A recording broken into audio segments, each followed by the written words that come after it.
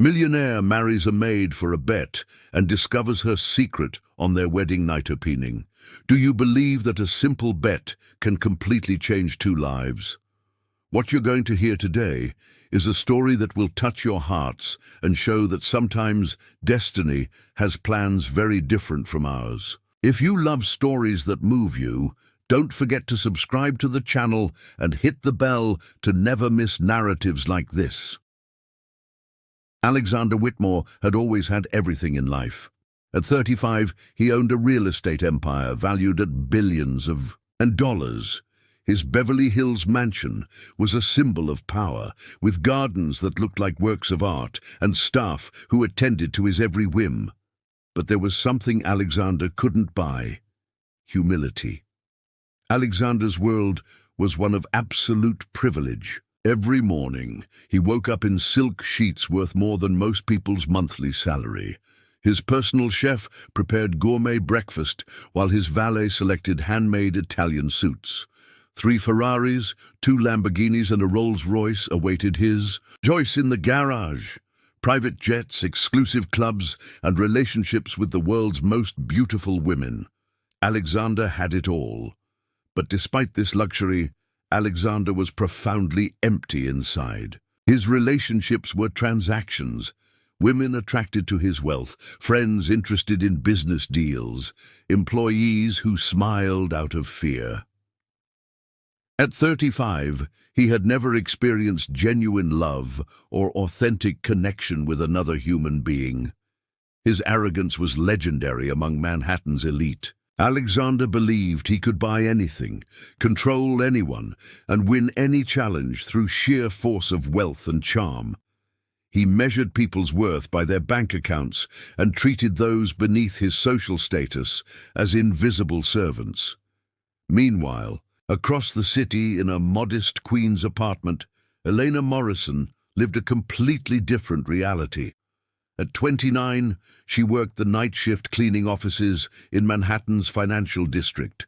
By day, she attended community college classes, studying literature and psychology with dreams of becoming a teacher.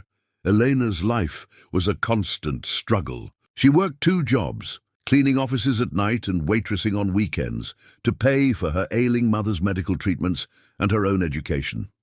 Every dollar was carefully budgeted, every expense calculated. She wore second-hand clothes and took 3 buses to get to work because she couldn't afford a car. But Eleanor possessed something Alexander had never known: inner strength, genuine compassion, and an unshakable dignity that poverty couldn't destroy. She read voraciously, had deep thoughts about life and human nature, and maintained hope despite constant hardship. Her co-workers respected her wisdom, her professors admired her determination, and her mother cherished her selfless devotion. Elena also carried a secret that no one suspected, a past connection to the Whitmore family that would eventually explode both their worlds. It was a typical Friday when Alexander arrived at his exclusive metropolitan club for the monthly meeting with his billionaire friends. The atmosphere was charged with testosterone and arrogance, men who measured their conquests by the number of zeros in their bank accounts. The club's mahogany-paneled salon hosted some of America's most powerful men: oil tycoons, technology moguls, pharmaceutical kings, and real estate emperors gathered to smoke Cuban cigars, drink aged whiskey, and engage in increasingly outrageous displays of wealth and power. "Alexander, my friend," said Marcus Vanderberg, a pharmaceutical billionaire, known for his dangerous games and elaborate schemes, "I have a proposition that will test everything you believe about yourself. You have no idea what's coming." Marcus was infamous for his bets. The previous year, he had wagered $50 million on a horse race. 2 years before, he had bought an entire Caribbean island during a poker game. His challenges were always extreme, always designed to push boundaries. "I'm listening," Alexander replied, settling into his leather chair with his usual glass of 30-year-old whiskey. "A bet about your legendary charm with women," Marcus continued, his eyes gleaming with mischief. You've always claimed no woman can resist you, that your combination of looks, wealth, and charisma is irresistible. Because it's true. Alexander responded with characteristic arrogance. Then prove it. The conversation in the salon gradually quieted as other members sensed something significant was about to happen. These men lived for such moments, when one of their own was challenged in a way that could reshape their entire existence. The bet is this, Marcus announced to the gathering crowd. You must marry a woman completely outside your social class. A cleaning lady, a waitress, a factory worker, someone who has never experienced luxury. And here's the crucial part. You cannot reveal your wealth until after the wedding. She must fall in love with you as a person, not as a billionaire. The silence that followed was electric. This wasn't just any wager. It was a direct assault on everything Alexander represented. What are the stakes? Alexander asked, his competitive instincts aroused despite the magnitude of the challenge. $10 million if you succeed, Marcus replied. But if you fail, you work for minimum wage for 1 full year at one of your own companies, living on that salary alone. Charles Pemberton, a steel magnate, leaned forward. And how do we verify the marriage is genuine? 6 months minimum, Marcus explained. Full investigation of the woman's background to ensure she's authentically working class. Hidden cameras documenting the courtship to prove no deception. And most importantly, she must agree to marry you, believing you're just an ordinary middle-class man. Alexander felt his blood surge with competitive fire. Throughout his life, he had never lost a challenge. In prep school, he had dominated every competition. At Harvard Business School, he graduated summa cum laude just to prove his superiority. In business, he had built an empire by conquering every obstacle. 6 months married, you said. 6 months minimum. And during that time, you lived like a normal person. Modest apartment, regular job, middle-class budget. No servants, no luxury cars, no private jets. You'll have to convince her you're just an average guy who happens to love her. Imagine the scene. A man used to controlling everything being challenged like this. The other billionaires watched with fascination. They had witnessed Alexander's arrogance for years, his casual dismissal of anyone beneath his social status. Now he was being asked to not just interact with such a person, but to make one fall in love with him. And if I succeed, $10 million, plus the ultimate proof that Alexander Whitmore can conquer anything, even love itself. Alexander stood up, extending his hand to Marcus. I accept. The handshake that sealed the bet was witnessed by 20 of America's most powerful men. Word would spread through Manhattan's elite circles within hours. Alexander Whitmore had accepted the ultimate challenge. But as Alexander left the club that night, he had no idea that fate had already chosen his target and that she knew far more about him than he could ever imagine. 3 days later, Alexander began his reconnaissance.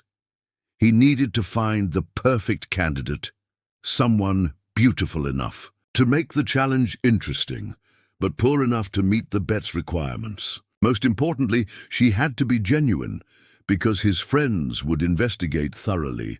Alexander spent a week studying the city's working-class neighborhoods. He visited diners, laundromats, bus stops, and shopping centers where real people lived their lives. It was his first time truly observing how the other half lived, and it was both fascinating and uncomfortable. He discovered that most service jobs were worked by immigrants, single mothers, students, and elderly people supplementing Social Security. These weren't the glamorous settings he was used to, but they were filled with authentic human drama and genuine emotion. It was during his investigation of night shift workers that Alexander first encountered Eleanor. He had gotten a temporary job as a security guard in a downtown office building using a false identity and fake resume. The position gave him access to observe cleaning crews without suspicion. Elena arrived every night at exactly 9 p.m., always carrying a small backpack and a thermos of coffee. Unlike other cleaners who worked in chattering groups, Elena worked alone and methodically. She cleaned 5 floors with quiet efficiency, never rushing but never wasting time. Alexander began to study her carefully. Elena was naturally beautiful. Despite her simple appearance, long dark hair usually tied back, minimal makeup, clothes chosen for practicality rather than style. But there was something else about her that captured his attention, an inner dignity that shone through even the most menial tasks. During her brief breaks, Elena would sit in stairwells reading books, not romance novels or magazines, but serious literature and textbooks. Alexander observed her reading everything, from Shakespeare to psychology texts, taking careful notes in margins. She spoke perfect English with other workers, but often conversed in Spanish with Hispanic colleagues. Her interactions showed natural leadership. Younger workers sought her advice, older ones respected her opinions. Elena clearly had intelligence and character that transcended her current circumstances. Most intriguingly, Elena seemed completely uninterested in material things. While other workers discussed shopping, television, and consumer goods, Elena talked about ideas, social issues, and her studies.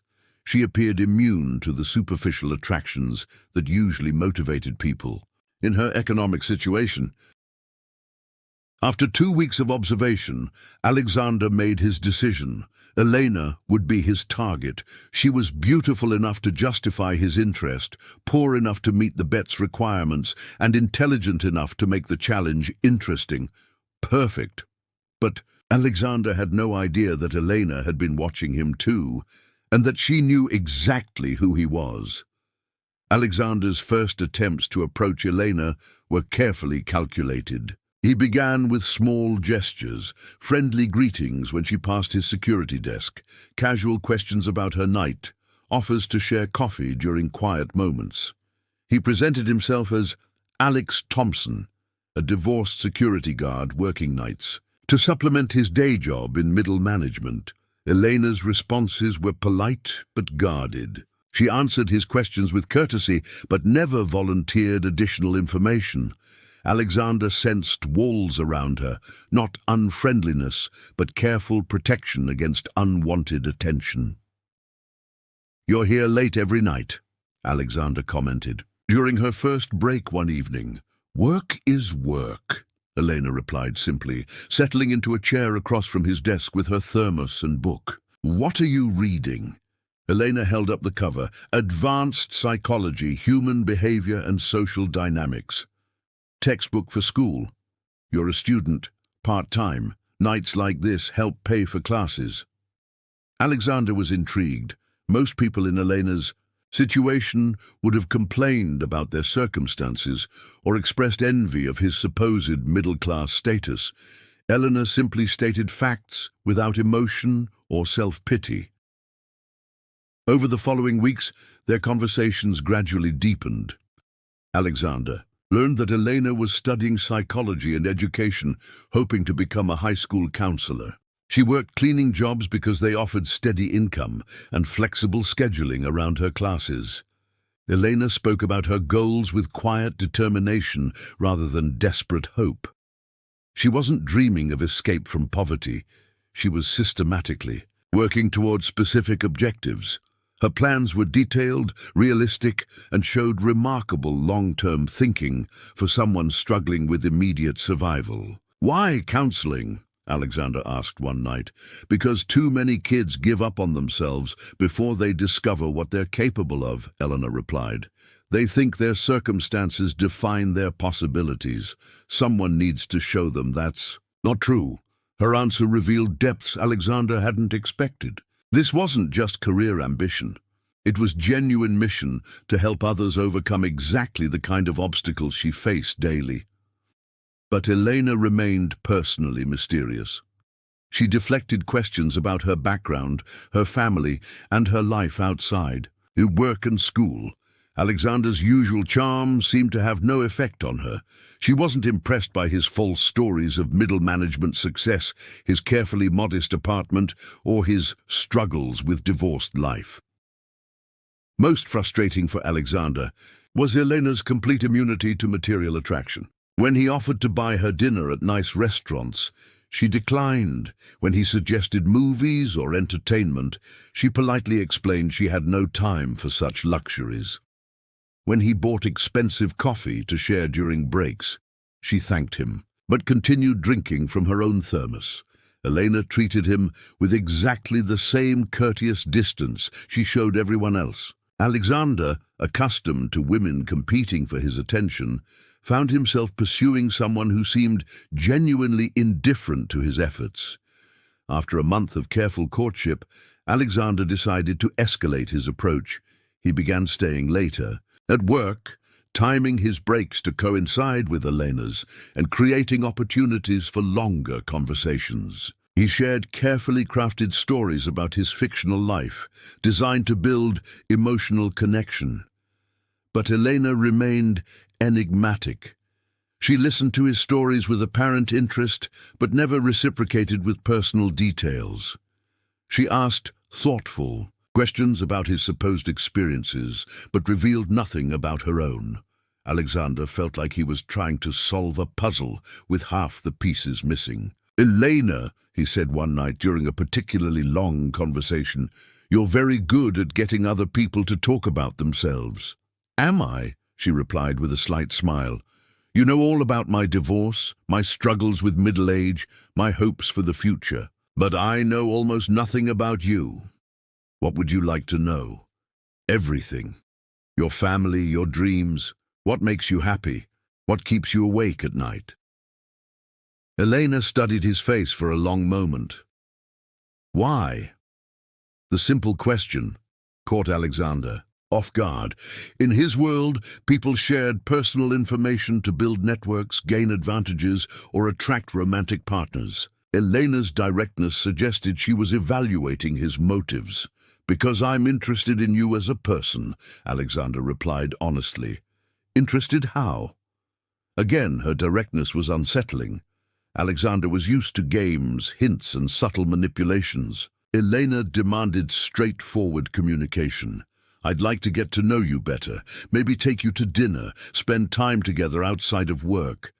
Elena was quiet for several seconds. "I don't date," she said finally. "Why not?" "Because I don't have time for complications." "Who says it has to be complicated?" Elena looked at him with an expression Alexander couldn't interpret. "Everything is complicated, Alex, especially when people aren't who they pretend to be." Her answer was spot on, wasn't it? Elena already showed a maturity and awareness that Alexander didn't expect. The comment sent a chill through Alexander. Did Elena suspect his deception? Was she referring to his false identity or making a general observation about human nature? But Elena offered no clarification. She simply returned to her book, effectively ending the conversation. Alexander spent the next several days analyzing their interaction. Elena's comment about people pretending suggested she understood deception better than most. Her refusal to date implied experience with men who had hidden motives. Her careful questioning of his interest showed sophisticated psychological awareness. For the first time since accepting the bet, Alexander wondered if he was overmatched.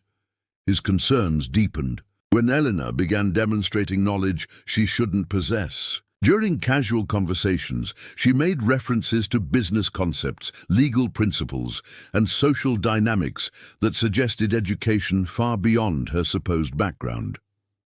When Alexander mentioned stock market fluctuations, Elena responded with detailed analysis of economic trends. When he complained about his fictional middle management job, Elena asked penetrating questions about corporate structure and decision-making processes. Most unsettling was Elena's apparent ability to see, through his carefully constructed persona, She asked about inconsistencies in his stories, pointed out contradictions in his supposed lifestyle, and demonstrated awareness of details he was certain he had never mentioned. "You're very well informed for a security guard," Elena commented. One night after Alexander had discussed municipal bond markets with surprising expertise. "I read a lot," Alexander replied quickly. "Financial journals, sometimes." "Which ones?" Alexander felt trapped. Any specific publications he mentioned would reveal knowledge beyond his supposed station, but vague answers would confirm Elena's suspicions. "Just whatever I find interesting," he said lamely. Elena nodded thoughtfully but said nothing more. Alexander had the distinct impression he had failed some kind of test. As weeks passed, Alexander became increasingly frustrated. His usual confidence was shaken by Elena's resistance to his charm. His carefully planned campaign of seduction seemed to be making no progress. Worse, he was beginning to suspect that Elena was conducting her own investigation of him. The bet that had started as an amusing challenge was becoming a serious battle of wits between two people who weren't what they seemed. But Alexander was determined to win. He had never lost a competition in his life, and he wasn't about to start with a cleaning lady who should have been grateful for his attention. What Alexander didn't know was that Eleanor was fighting her own internal battle. Because, despite every reason to hate him, despite her knowledge of who he really was and what his family had done to hers, Elena was beginning to develop genuine feelings for the man behind the lies, and that realization terrified her more than anything else in her life. The crisis that would change everything came on a cold Tuesday in December. Elena arrived at work, visibly shaken, her usual composure cracked. She tried to maintain her professional demeanor, but Alexander could see she was barely holding herself together. "Elena, what's wrong?" Alexander asked when she stopped at his desk with trembling hands. "Nothing," she replied automatically, but tears were gathering in her eyes. "That's obviously not true. What happened?" Elena looked at him for a long moment, and Alexander saw something break in her careful defenses. "My mother collapsed at work today. She's in the hospital. What did the doctors say? Her cancer has spread. They want to try an experimental treatment, but..." Elena's voice cracked. "Insurance won't cover it. It costs $50,000. Alexander felt his heart break watching Elena's pain. $50,000, an amount he spent on weekend trips without thinking. To Elena, it represented an impossible mountain of money. "There has to be something we can do," Alexander said desperately. "Like what? I've already applied for every grant, every charity program. I've begged doctors for payment plans, but $50,000. Elena shook her head hopelessly. Alexander wanted to solve her problem immediately. One phone call could provide the money without Elena ever knowing the source. But revealing his wealth would destroy both the bet and any chance of genuine relationship. "What if I knew someone who could help?" Alexander suggested carefully. Elena looked at him sharply. "What do you mean?" "I have a friend from college who did well in business. Maybe he could help with a loan or donation. Alex, I can't accept charity from strangers. It wouldn't be charity. It would be an investment in your future. You're going to be a counselor. You'll help countless kids. Some people believe in supporting that kind of potential." Elena was quiet for a long moment, pride warring with desperation. Finally, she nodded. "Would you ask him? Not for me, but for my mother." "Of course." That night, Alexander arranged for the money through a shell corporation, creating the fiction of a charitable foundation interested in supporting immigrant families. Within 24 hours, Elena's mother was receiving the best possible treatment at Manhattan's most exclusive cancer center. Elena's gratitude was overwhelming and heartbreaking. She cried with relief, thanked Alexander repeatedly, and for the first time since he'd known her, allowed emotional walls to crack. "I don't know how to repay this kindness," Elena said through tears. "You don't need to repay anything. Just let your mother get better." It was in that moment of vulnerability that Elena made a decision that would shatter both their worlds. "Alex," she said quietly, "there's something I need to tell you. Something I should have told you long ago." Alexander felt ice in his veins. "What is it?" "My name isn't Elena Rodriguez," she began, her voice shaking. "It's Elena Morrison."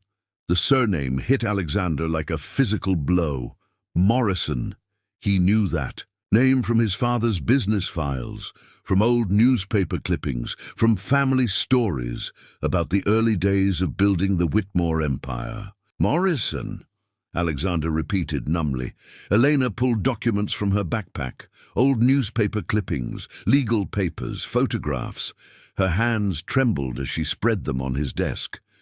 15 years ago, your father destroyed my family's construction business," Eleanor said, her voice gaining strength.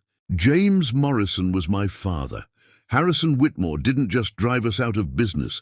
He systematically destroyed our reputation, corrupted our clients, and made sure my father could never work again." Alexander stared at the newspaper headlines. "Local construction company bankrupted by corporate sabotage. Family business destroyed by Whitmore Industries' aggressive tactics. Morrison Construction closes after financial ruin. The twist no one expected. My father killed himself when I was 14, Elena continued, tears flowing freely now. He left a note saying he couldn't live with the shame of what the Whitmores had done to our family. We lost everything, our house, our savings, our future. My mother and I had to start over with nothing." Alexander felt the world spinning around him. His father's business practices had always been ruthless, but Alexander had never considered the human cost. He had inherited wealth built on the ruins of families like Elena's. "Elena, I had no idea." "Didn't you?"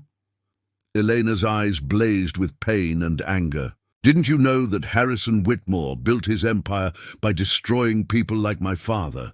Didn't you care about the families crushed under the weight of your precious success?" "But how did you? When did you?" "I recognized you the second night you spoke to me," Elena said. "Alexander Whitmore, heir to the empire that murdered my father. I've been planning this confrontation for years." Alexander's mind reeled. Everything he thought he knew about their relationship was wrong. Elena hadn't been falling for his charm. She had been studying her enemy. So this was all revenge. Everything between us? Eleanor's expression softened slightly. "It started as revenge. When I got the job cleaning your father's old office building and then saw you there, I thought fate was giving me a chance to hurt you the way your family hurt mine. But you're not your father, Alexander. You're arrogant and privileged, yes, but you're not evil. You're not cruel. You're just lost." Alexander felt tears in his own eyes. "So what happens now?" "Now you know who I really am, and I know who you really are." "You know about the bet?" Elena smiled sadly. "I know your millionaire friends dared you to marry someone beneath your social class. I know there's $10 million riding on our relationship. I know you've been playing a game with my life." Alexander's stomach dropped. "Elena, the bet stopped mattering to me months ago." "Did it? Or are you just saying that now that you've been caught?" "I love you," Alexander said desperately. "That's not part of any game. That's real." Elena studied his face. "Maybe it is. But how can I trust anything you say when our entire relationship has been built on lies?" In the days following Elena's revelation, both their lives became unbearable in different ways. Elena returned to work, but refused to speak to Alexander beyond professional necessity. She performed her cleaning duties with mechanical efficiency while he sat at the security desk, watching the woman he loved treat him like a stranger. The silence between them was excruciating. Alexander tried multiple times to start conversations, to explain himself, to apologize, but Elena deflected every attempt with cool politeness. She had rebuilt her emotional walls higher and stronger than before. "Elena, please," Alexander said one night when he couldn't stand the silence anymore. "Just let me explain." "Explain what?" Elena replied, without looking up from her work. "How you decided to play with my emotions for money. How you saw me as a challenge to be conquered rather than a person to be respected." "It wasn't like that. Yes, it started with the bet. But nothing," Elena interrupted. "You saw a poor woman and thought you could manipulate her feelings for sport. You calculated exactly how much charm and fake concern it would take to make me fall in love with you. That's not true, isn't it?" Elena finally looked at him, and her eyes were like ice. "Tell me, Alexander, when you decided to help with my mother's treatment, did you feel good about yourself? Did you enjoy playing the generous savior?" Alexander had no answer. The truth was that he had felt good about helping, but Elena was right to question his motives. How much of his assistance had been genuine concern, and how much had been calculated to win her gratitude? "I thought so," Elena said, interpreting his silence. "Even your kindness was part of the manipulation." From that night forward, Elena treated Alexander with professional courtesy and nothing more. She arrived at work, performed her duties, and left without acknowledging his existence. When he tried to approach during breaks, she found other locations to rest. When he offered coffee or conversation, she politely declined and walked away. The punishment was devastating because it was so controlled. Elena didn't scream or throw things or create dramatic scenes. She simply erased Alexander from her personal universe while continuing to work in the same building. He was forced to watch her every night while being completely shut out of her life. Alexander tried everything to break through her barriers. He wrote letters explaining his feelings, but Elena threw them away unread. He brought flowers, but she gave them to other workers. He attempted to recreate moments from their earlier relationship, but Elena refused to engage with any reference to their shared past. Most painfully, Elena began dating someone else. Marcus Chen was a graduate student from her psychology program, intelligent, serious, and genuinely middle class. Alexander watched helplessly as Elena laughed with Marcus during her breaks, accepted his invitations to coffee, and displayed the warmth and openness she had once shown him. "She's better off without you," Marcus told Alexander one night when he found him staring miserably at Elena and her new boyfriend. "Elena deserves someone honest, someone who sees her as more than a trophy to be won." Alexander wanted to argue, to explain that his feelings were real, but how could he? Everything Marcus said was true. Alexander had approached Elena as a target, not as a person. He had lied about everything, manipulated her emotions, and used her pain for his own purposes. The worst part was watching Elena flourish in her new relationship.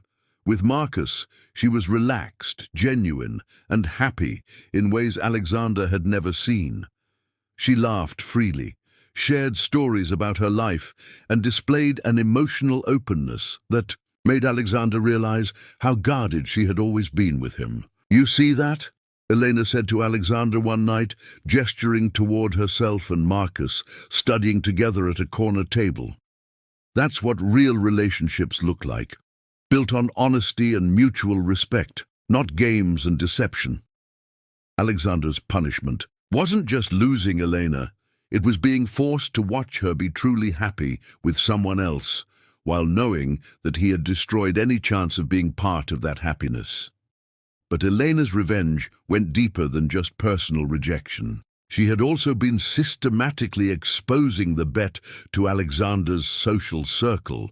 Word spread through Manhattan's elite that Alexander Whitmore had not only failed to win his target, but had been completely outmaneuvered by a cleaning lady who, had known his identity all along. The humiliation was exquisite. Alexander's friends treated him with mixture of pity and amusement. The man who had always prided himself on superior intelligence and irresistible charm had been played by someone he considered beneath his notice. "She knew who you were the whole time?" Marcus Vanderberg asked with barely concealed laughter. "A cleaning lady outsmarted the great Alexander Whitmore?" "It's not funny," Alexander replied miserably. "It's hilarious.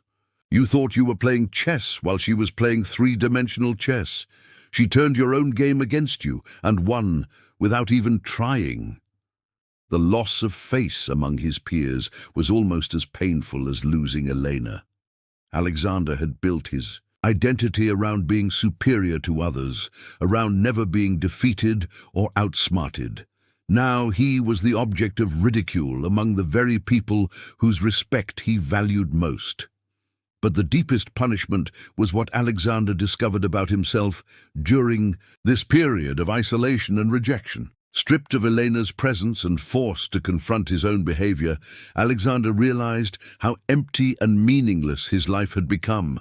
Without the challenge of winning Elena, without the excitement of their conversations, without the purpose that loving her had given him, Alexander returned to his old existence of luxury and privilege. But now it felt hollow and pointless. Expensive dinners had no flavor, exclusive parties bored him, and casual relationships with beautiful women left him feeling more alone than ever. Alexander had tasted genuine connection with another person, and everything else in his life now seemed artificial by comparison. He understood finally that Elena hadn't just been a target or a challenge. She had been the first real relationship of his adult life, and he had destroyed it through his own arrogance and deception. The punishment Elena had designed was perfect in its cruelty. She hadn't just rejected Alexander. She had shown him exactly what he had lost and made sure he understood that he had no one to blame but himself. Alexander spent months in this state of emotional exile, watching Elena build a happy life with someone else while his own world crumbled around him. He had won nothing and lost everything that mattered, but Elena's revenge was about to take an unexpected turn that would change both their lives forever. 6 months after Elena's revelation, Alexander had hit rock bottom. The bet was over.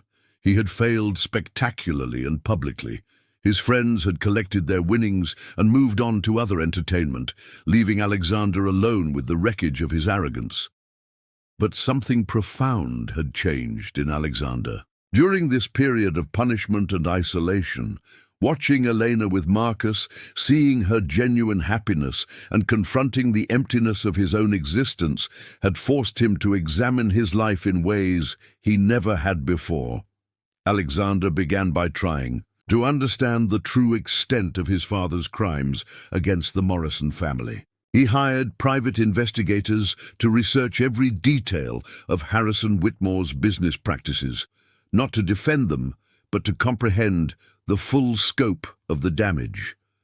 What he discovered horrified him. The destruction of Morrison Construction had been deliberately calculated and unnecessarily cruel. Harrison Whitmore hadn't just competed with James Morrison. He had systematically destroyed him through bribery, sabotage, and character assassination. The investigative reports contained testimony from former Whitmore employees who described their disgust at being ordered to spread false rumors about Morrison Construction's safety record. Legal documents revealed how Harrison had corrupted city officials to revoke James Morrison's permits and licenses. Financial records showed the deliberate underbidding designed not to win contracts, but to force Morrison into bankruptcy. Most devastatingly, Alexander found his father's private notes describing the campaign against James Morrison. Harrison had written with cold calculation about destroying the little man's spirit and making sure Morrison never worked again in this city. Reading his father's words, Alexander felt physically sick. This wasn't business competition. It was psychological. warfare designed to crush a human being, and James Morrison's suicide had been the intended outcome, not an unfortunate side effect. Alexander also discovered that the Morrison family hadn't been Harrison's only victims. Over 3 decades, Harrison Whitmore had destroyed dozens of smaller competitors through similar tactics.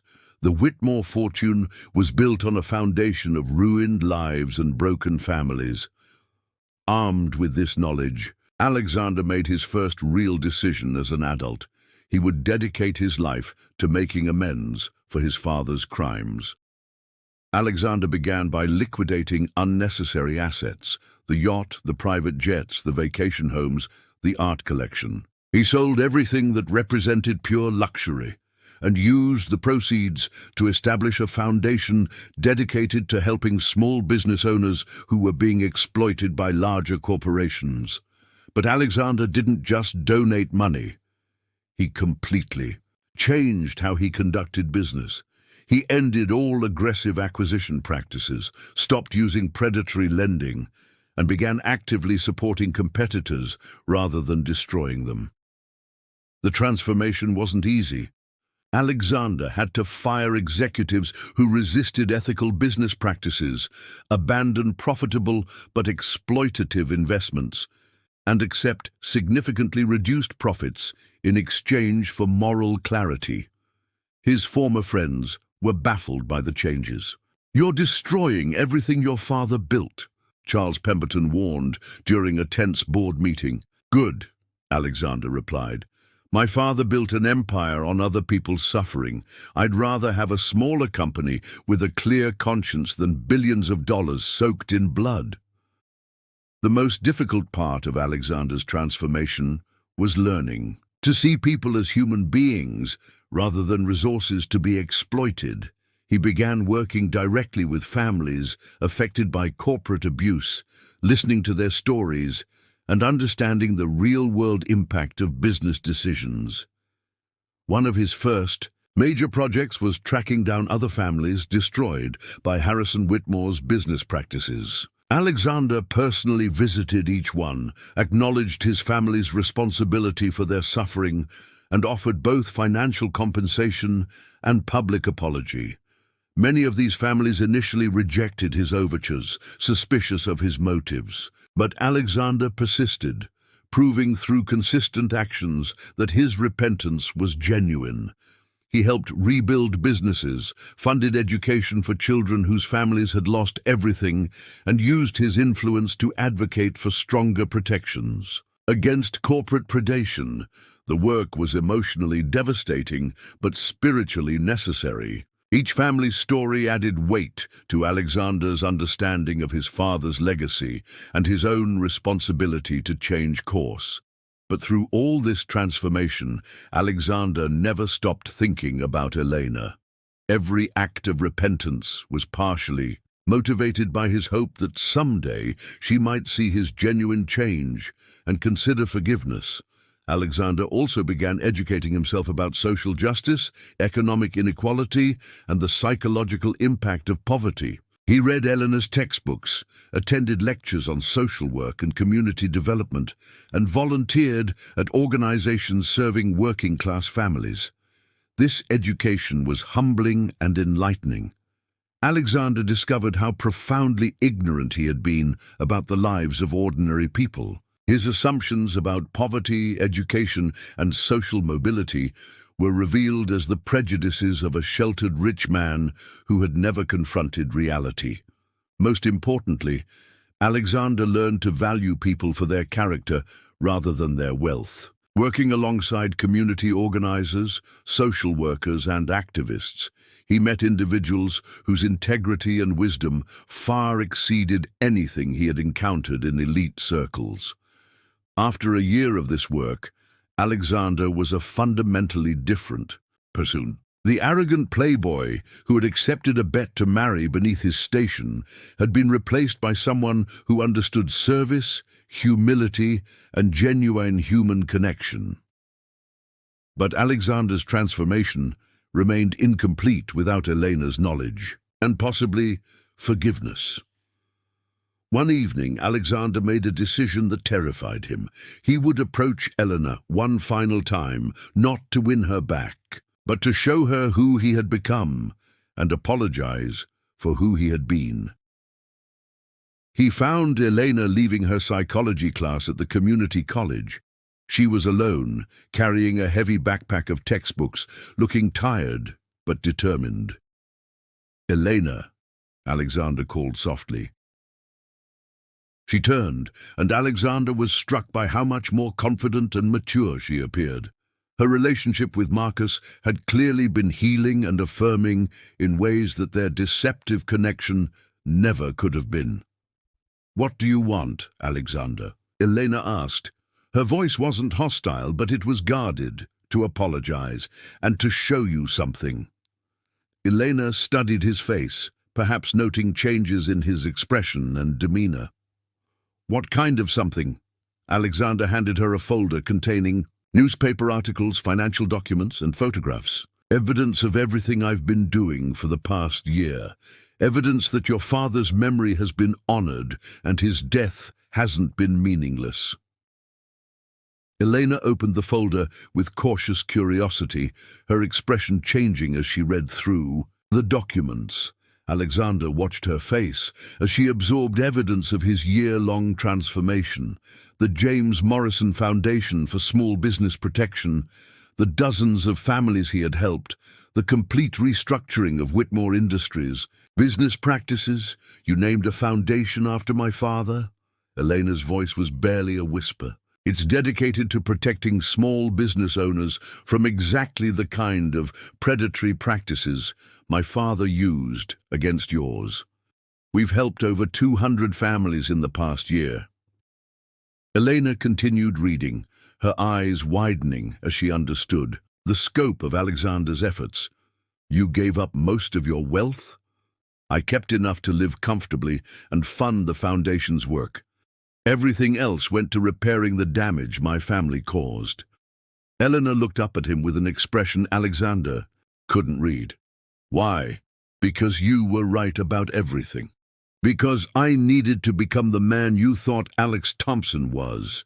Because your father and all the other victims of Whitmore greed deserved justice, even if it came too late." Elena was quiet for a long moment, studying Alexander's face.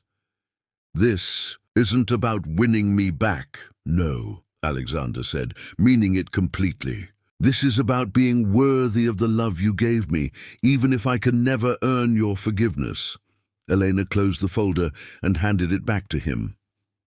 "Alexander, You don't need to say anything," Alexander interrupted.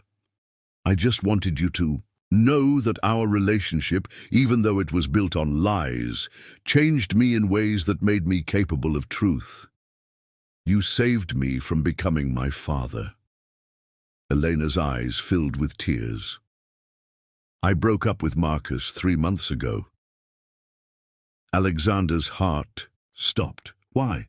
"Because I realized I was trying to convince myself to love someone safe instead of dealing with my feelings for someone dangerous." "Dangerous? You, Alexander.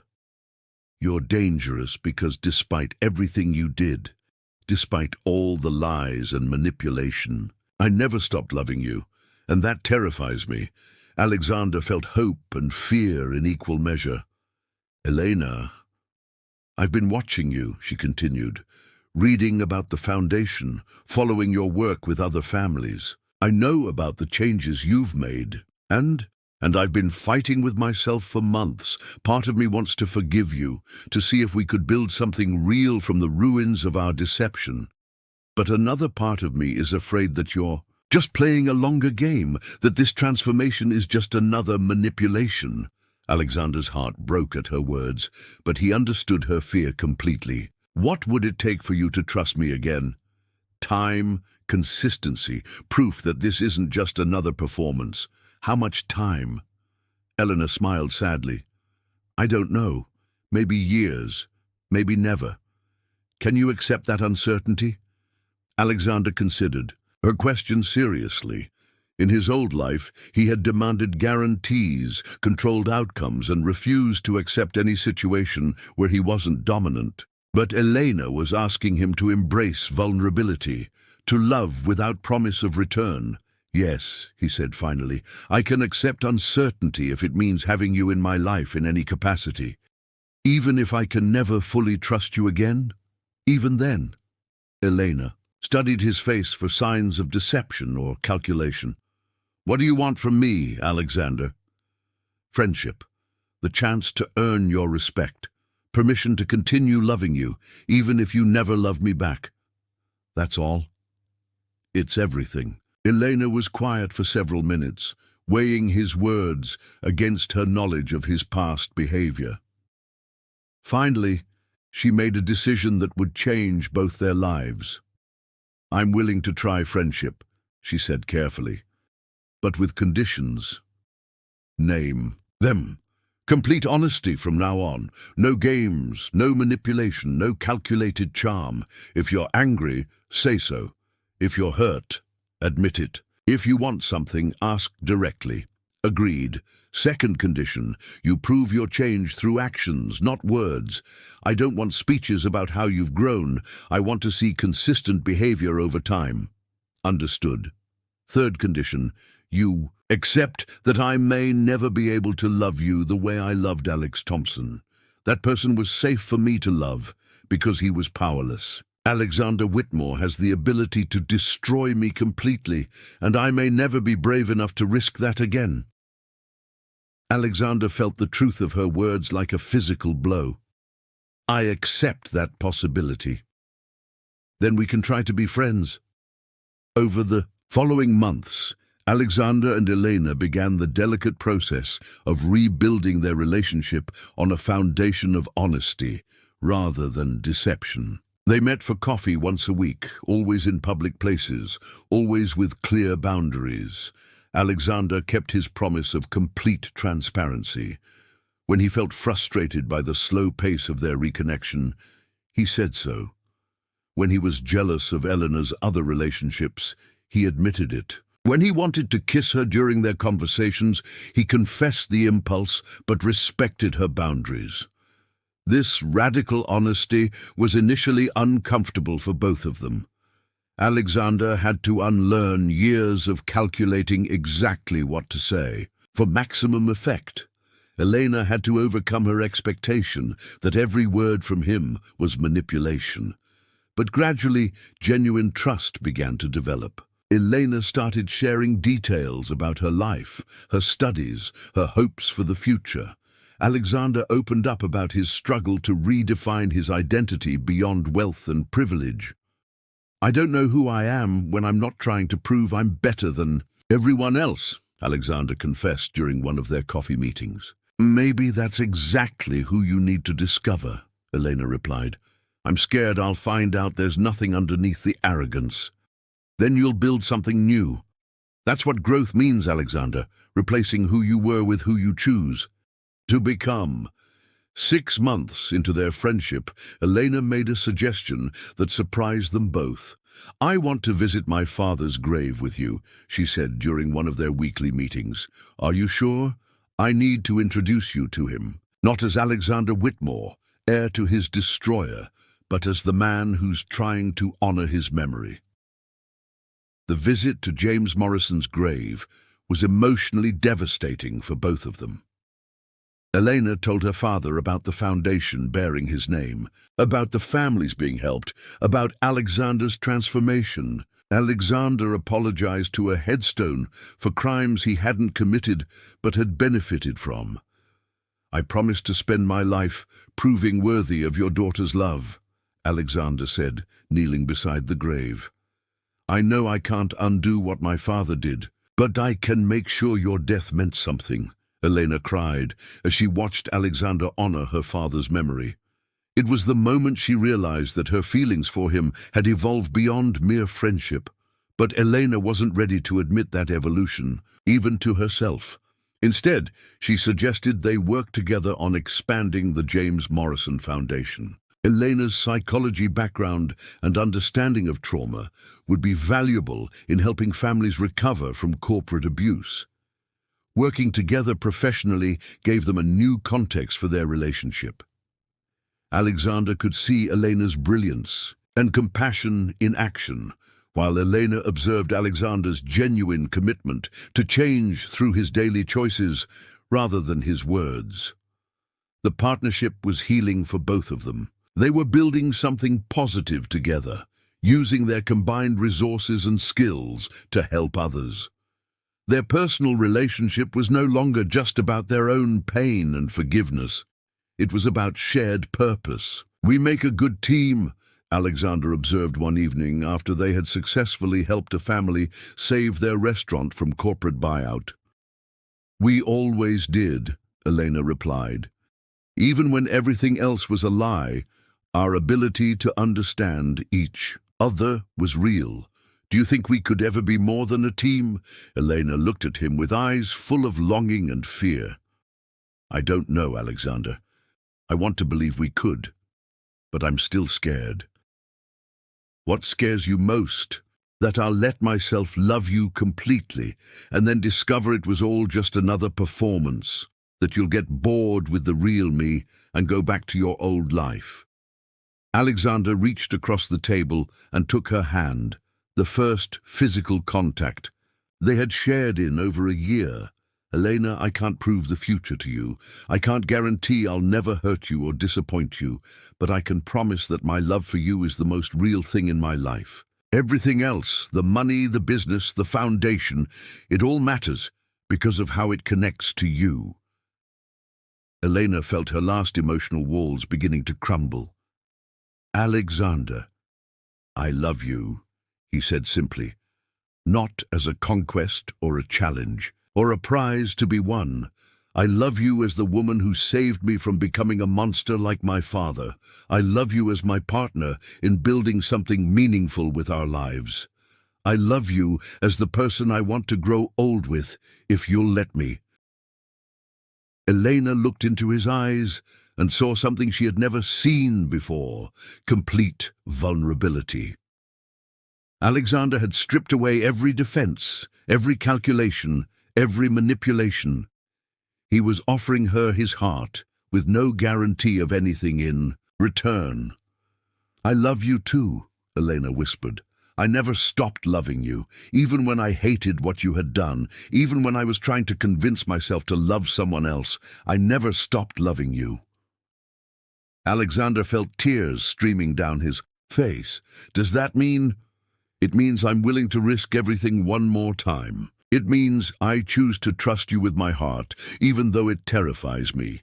"Elena, I swear to you—" "Don't swear anything," Elena interrupted. "Just love me honestly, day by day, choice by choice. That's all I need." Alexander leaned across the table and kissed her gently, a kiss full of gratitude and promise and hope. It was their first honest kiss, uncontaminated by lies or manipulation or hidden agendas. When they broke apart, Eleanor smiled through her tears. "So what happens now?" "Now we build a real relationship based on who we actually are instead of who we pretended to be. And if it's harder than what we had before, then we'll work through the hard parts together. Because love isn't about perfection, Elena. It's about choosing each other again and again, even when it's difficult." Elena nodded, finally ready to risk her heart on the man Alexander had become. 2 years later, Alexander and Eleanor stood together in the community center they had built in James Morrison's memory. Around them, families celebrated the grand opening of the facility that would provide job training, childcare, and small business support to working-class families throughout the city. "Your father would be proud," Alexander said, watching Elena cut the ribbon with James Morrison's construction tools, which had been preserved all these years. "Our fathers would both be proud," Elena corrected. "You've done more good with the Whitmore name than Harrison ever did harm." Alexander wrapped his arms around his wife. They had married 6 months earlier in a simple ceremony at the community center, surrounded by the families they had helped rather than Manhattan's elite. "Mrs. Whitmore," Alexander said, still marveling at the sound of Elena's married name. "I'm keeping Morrison Whitmore," Elena reminded him with a smile. "I want to honor both our histories, the tragedy and the redemption." Alexander kissed her temple. "I love that you're keeping both names. It reminds me every day that we built something beautiful from something broken." Their wedding had been everything their first attempt should have been: honest, meaningful, and surrounded by genuine love. Elena wore her mother's wedding dress, carefully preserved from before the Morrison family's destruction. Alexander wore a simple suit, having given up his taste for excessive luxury. Marcus Vanderberg and the other millionaires who had instigated the original bet were notably absent. Alexander had severed all relationships with people who treated other human beings as entertainment. His new social circle consisted of community organizers, social workers, and the families they served through the foundation. "Any regrets?" Elena asked, as they watched children play in the playground they had built with Morrison construction materials. Elena had insisted on using her father's old company name for the construction project. "Only one," Alexander replied. "What's that?" "I regret that it took me so long to become worthy of you. I regret all the years we lost to pride and deception." Elena turned in his arms to face him directly. "Alexander, those years weren't lost. They were necessary. I needed to be strong enough to survive your worst self before I could love your best self. And you needed to hit rock bottom before you could rebuild yourself into someone capable of real love. Do you think we would have found each other if not for the bet?" Elena considered the question seriously. "Maybe not. I spent years planning revenge against your family. You spent years avoiding anyone who might challenge your worldview. We might have passed each other on the street 1,000 times without really seeing each other. So maybe I should thank Marcus for his cruel game." "No," Elena said firmly. "We should thank ourselves for having the courage to build something real from his manipulation. The bet brought us together, but love kept us together." Alexander nodded, understanding the distinction. "What do you want for our future, Elena?" "I want us to keep growing together. I want to expand the foundation until every family has protection from corporate abuse.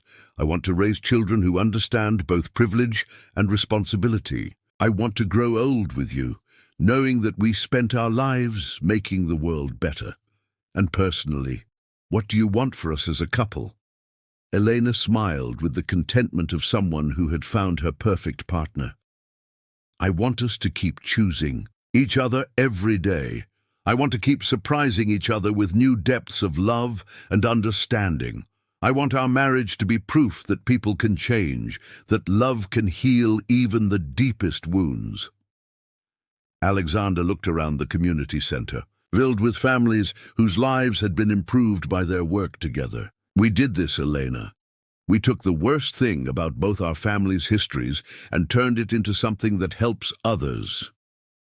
"We did," Elena agreed, "and we're just getting started." 6 months later, Elena discovered she was pregnant. News came on the anniversary of the day Alexander had first approached her as Alex Thompson, making their journey from deception to truth feel complete. "A baby," Alexander whispered, his hands on Elena's still flat stomach. "We're having a baby. Are you happy?" "I'm terrified and ecstatic and grateful all at once. This child will be proof that love really can triumph over hatred, that redemption is possible, that broken families can heal and create new hope." Elena watched Alexander's face as he processed the reality of becoming a father. "What kind of parent do you want to be?" "The opposite of Harrison Whitmore," Alexander said immediately.